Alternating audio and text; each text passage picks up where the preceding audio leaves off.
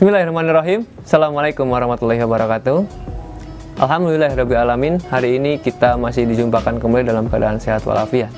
Pada pertemuan kita hari ini, kita akan mengkaji bersama terkait karakteristik kurikulum PAUD 1984. Kurikulum 1984 sering kali dikatakan dengan istilah kurikulum 1976 yang disempurnakan. Jadi dari dulu juga ada istilah kurikulum yang disempurnakan. Sebetulnya memang setiap pergantian kurikulum adalah penyempurnaan. Jadi kurikulum sebelumnya yang disempurnakan, bukan penggantian kurikulum. Mungkin hanya nama yang berbeda yang mengganti.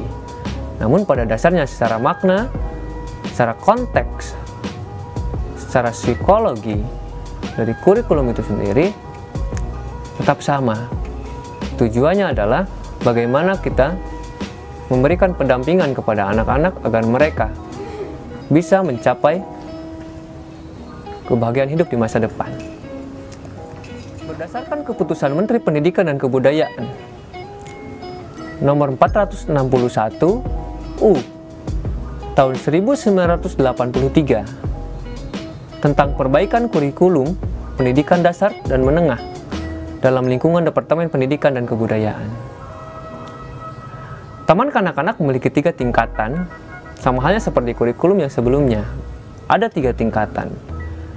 Tingkat A, usia 3-4 tahun, kemudian tingkat B, ada 4-5 tahun, kemudian tingkat C, usia 5-6 tahun. Namun dalam kurikulum 1984 ini lebih didetailkan dalam waktu belajar anak-anak. Anak usia 3-4 tahun diberi waktu belajar 12 jam dalam 1 minggu atau 2 jam dalam 1 hari. Kemudian tingkat B usia 4-5 tahun waktu belajar 15 jam dalam 1 minggu atau 2,5 jam dalam sehari. Dan berikutnya ada tingkat C, yaitu usia 5-6 tahun waktu belajar sampai 16 jam dalam seminggu atau 2/3 jam dalam sehari. Nah, grade inilah mungkin sudah ada leveling dari kemampuan manusia dalam belajarnya. Anak usia 3-4 tahun dibatasi 12 jam dalam 1 minggu, kelas B 15 jam, dan kelas C 16 jam. Nah, sebetulnya ini merupakan proses latihan karena pemikiran manusia dewasa di saat itu adanya level, grade, kemampuan manusia bahwa usia semakin tinggi, maka kemampuannya pun harus semakin tinggi juga dengan grade yang diukur oleh waktu, rentang waktu jauh lebih lama, fokus untuk mengkaji diri, fokus untuk mencari pengetahuan disesuaikan dengan waktu dan sesuai dengan usia. Adapun bidang pengembangan dalam kurikulum 1984 ini ada 7. Kalau yang tadi di tahun 1976 ada 8, dan dalam pengembangan pada kurikulum 1984 ini menjadi 7. Yang pertama ada pendidikan moral Pancasila. Itu tetap ada pendidikan moral dan Pancasila karena sebagai landasan dari dilaksanakannya pendidikan formal di Indonesia. Dan termasuk sebetulnya pendidikan informal dan non-formal pun sebetulnya harus ada etika-etika berpancasila. Berikutnya pendidikan sejarah perjuangan bangsa. Nah, inilah hal-hal yang diterapkan dalam pengembangan kurikulum ini. Ada pendidikan sejarah perjuangan bangsa.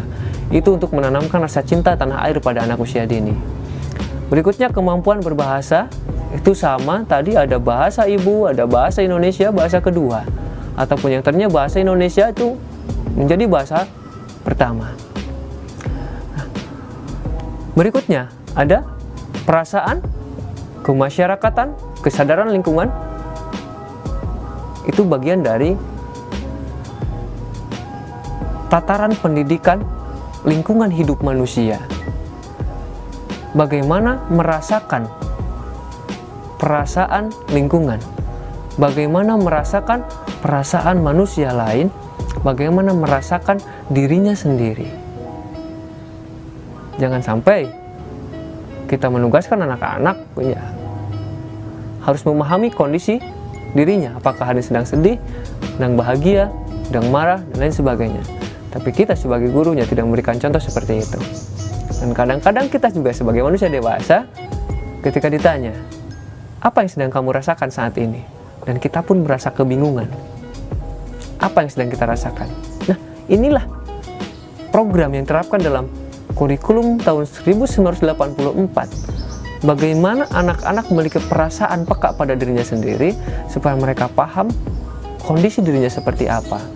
Dan mereka pun bisa mengukur apapun yang harus mereka lakukan dalam hidupnya, sesuai dengan grade perasaan dalam dirinya itu. Kemudian ada daya cipta. Daya cipta tadi di kurikulum 1976 ada kesenian. Di sini ada daya cipta. Daya cipta merupakan lebih dari kesenian saja, tapi lebih luas lagi. Ada karya yang berkaitan dengan pemenuhan kebutuhan hidup manusia. Jadi anak-anak menciptakan segala sesuatu bukan hanya mencipta secara ilmu murni, tapi anak menciptakan segala sesuatu itu harus benar-benar menjadi bahan-bahan penerapan pemenuhan kebutuhan hidup manusia, minimalnya untuk memenuhi kebutuhan dirinya sendiri. Berikutnya ada pengetahuan. Ini pengetahuan itu ada di bawah. Tidak didahulukan pengetahuan dulu, tapi pengetahuan itu ada di bawah. Yang terpenting anak-anak tadi diterapkan sikap Pancasilais, moral, kemudian rasa perjuangan bangsa, kemudian kemampuan berbahasa, perasaan bermasyarakat, kesadaran lingkungan, daya cipta, barulah masuk pengetahuan. Dalam pengetahuan ini memang anak-anak, jangankan anak-anak, seluruh manusia memang perlu dan harus mengetahui segala sesuatu yang baik dalam hidupnya. Dan mereka pun harus mengetahui segala sesuatu yang tidak baik untuk dirinya, agar mereka bisa memilah dan memilih mana yang baik bagi dirinya dan mana yang tidak baik bagi dirinya. Mana yang merugikan orang lain saat dirinya melakukan sesuatu, ataupun mana yang tidak merugikan orang lain saat dirinya melakukan sesuatu. Nah, itulah pengetahuan dalam penerapan pada kurikulum 1984. Berikutnya yang terakhir ada jasmani dan kesehatan. Jasmani dan kesehatan ini disinkronkan dalam kesehatan dan gizi mereka. Jasmani diberikan kegiatan-kegiatan olahraga yang nantinya dideteksi kesehatannya, berkolaborasi dengan pakar-pakar kesehatan. Dan guru hanya memberikan stimulasi-stimulasi untuk hidup sehat dalam sehari-hari saja, dalam kebersihan diri, dalam kebersihan lingkungan. Jika ada hal-hal yang tidak dirasa sanggup oleh guru kaitan kesehatan anak, maka langsung dilakukan referral kepada bagian yang lebih paham, yaitu bidang kesehatan. Nah, ada apa yang dihilangkan dalam kurikulum ini? Dari kurikulum 1976 ada yang disebut dengan pendidikan skolastik. Bagaimana anak-anak harus mampu membaca, menulis, dan berhitung. Padahal konsep tersebut bukan harus mampu membaca, menulis, dan menghitung, tapi bagaimana menjadikan anak mau membaca, mau menulis, dan mau menghitung. Pada kurikulum 1984 ini itu tidak ada, tapi disinkronkan dalam kemampuan berbahasa anak-anak. Karena bagian dari bahasa ada membaca, menulis, berhitung, dan berbicara tentunya. Kenapa menghitung bagian dari bahasa? Karena walau bagaimanapun ada arti, komunikasi, makna dari simbol-simbol angka, jumlah, dan lain sebagainya. Ketika itu menjadi ada makna, maka itu bagian dari bahasa.